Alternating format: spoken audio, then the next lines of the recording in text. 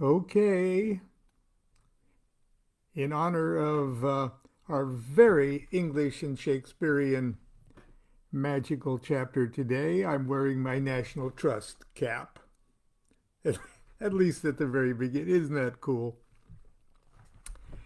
I got that when I visited Beatrix Potter's house in the UK a few years back. So, but I won't rob you of my full visage here.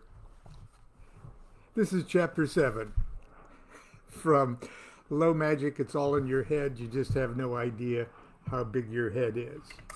And this particular chapter is called A Midsummer Night's Curse.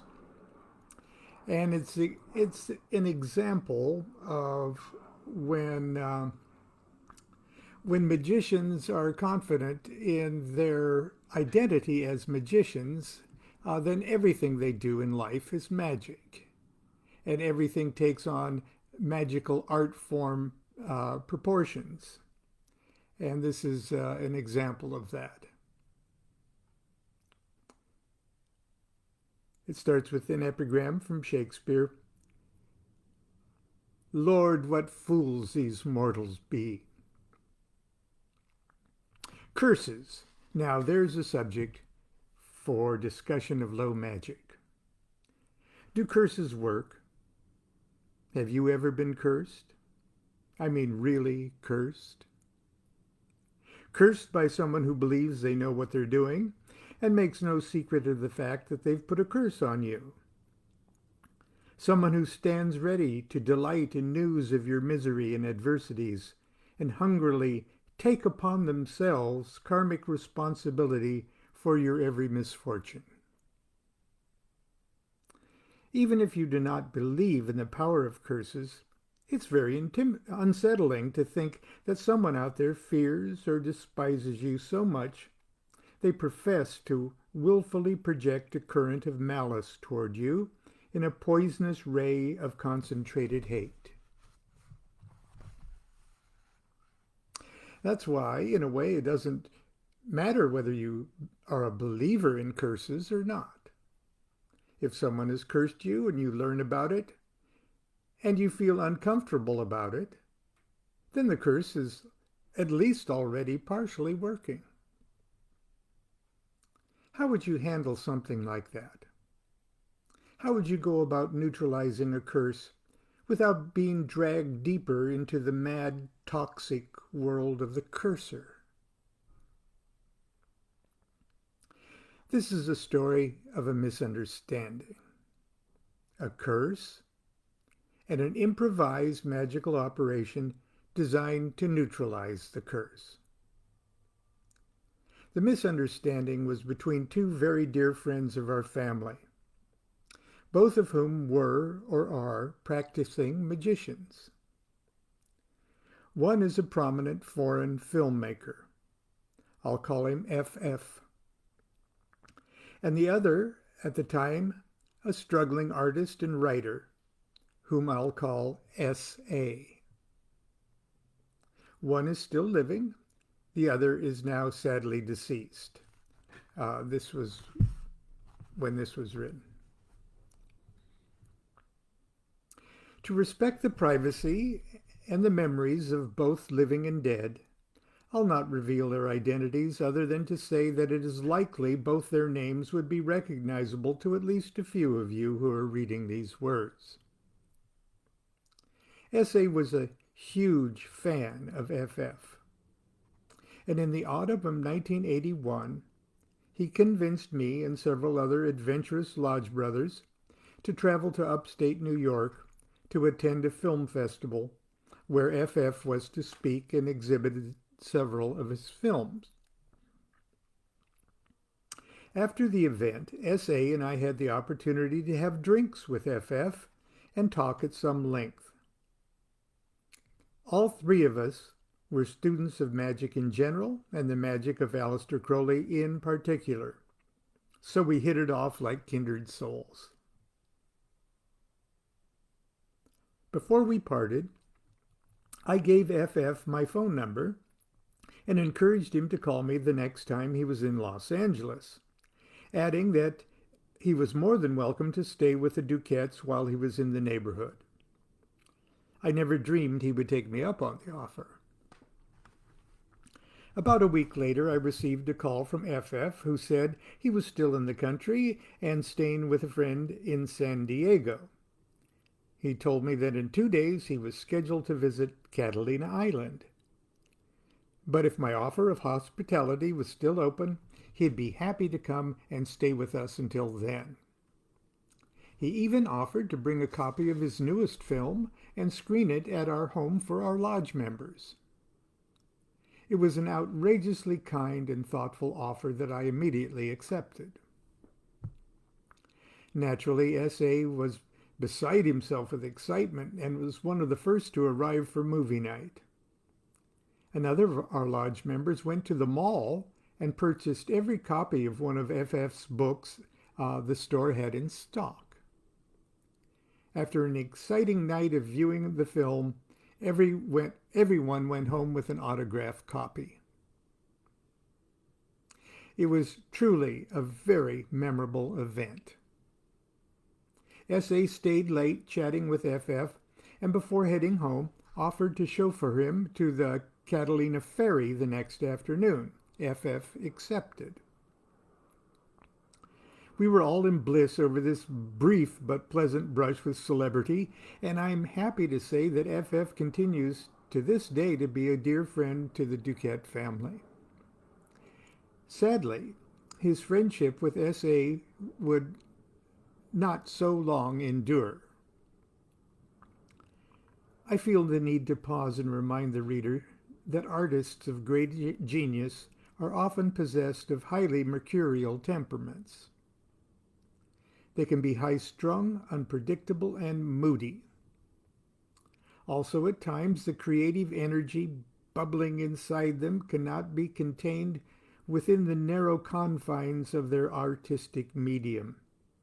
Occasionally, it just bursts out upon the world, sometimes visiting chaos and devastating effects upon unsuspecting people around them. A couple of days after dropping FF off at the ferry, S.A. received in the mail an elegantly adorned letter from FF. He excitedly opened it, expecting to find a thank you note or some other pleasantry FF is known for. Instead, he was stunned to find an eloquently composed poem, penned in fine calligraphy, casting a hideous curse upon him. The reason? It seems that when FF arrived at the hotel in Catalina and unpacked his bags, he discovered that a medicine bottle that should have contained doctor-prescribed tablets, important to his health and peace of mind, had been emptied and its contents refilled with ordinary aspirin. Understandably upset, yet completely ignoring the possibility of any other explanation,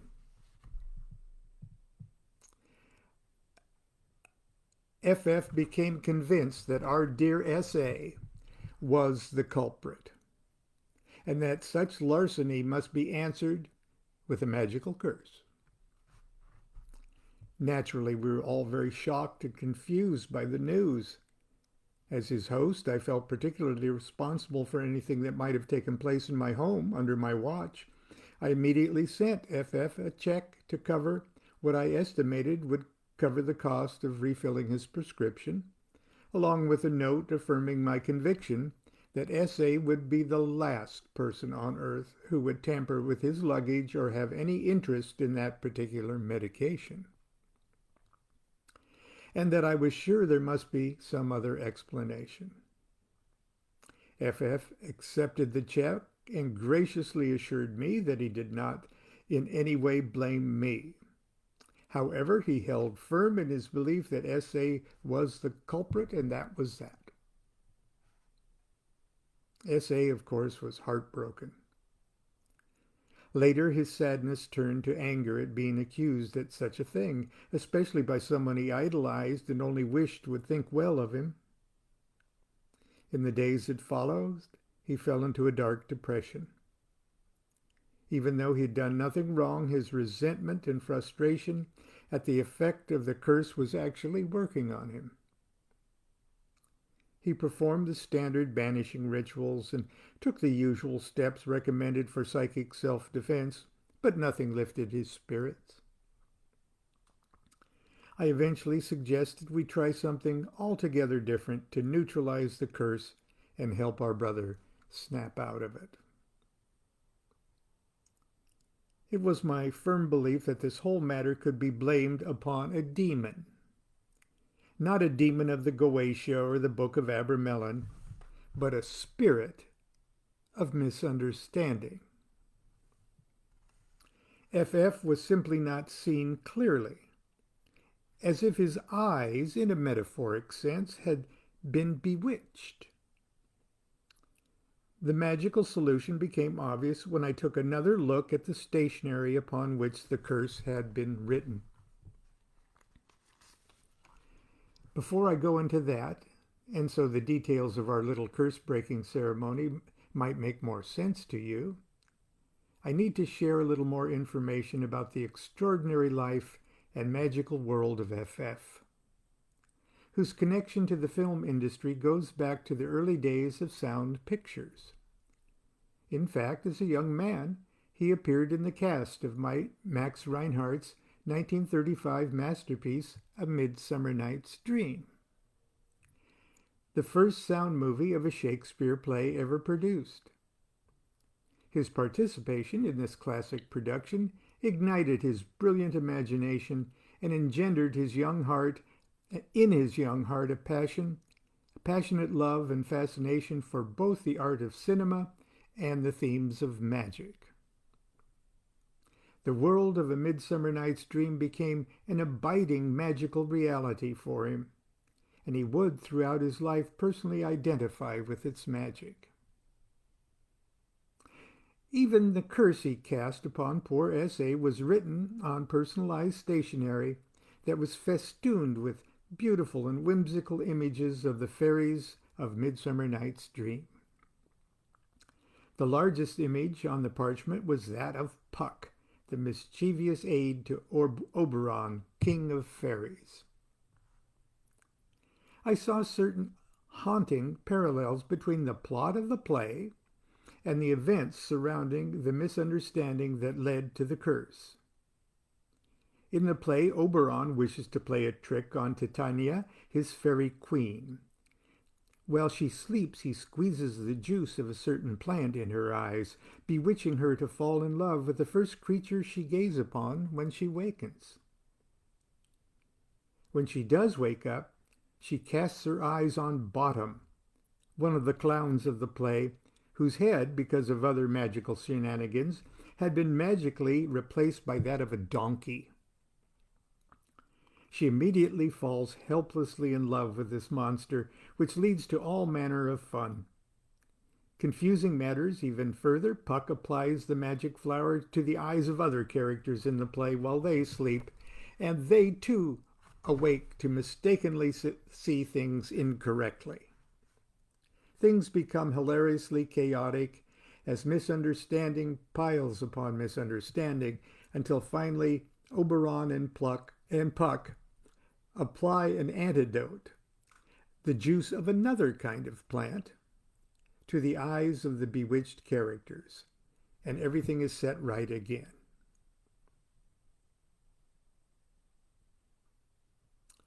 Everyone in our family circle of friends during those years was very familiar with this delightful play. Each summer for many years running, the DuQuettes hosted a backyard Midsummer Night's Dream party.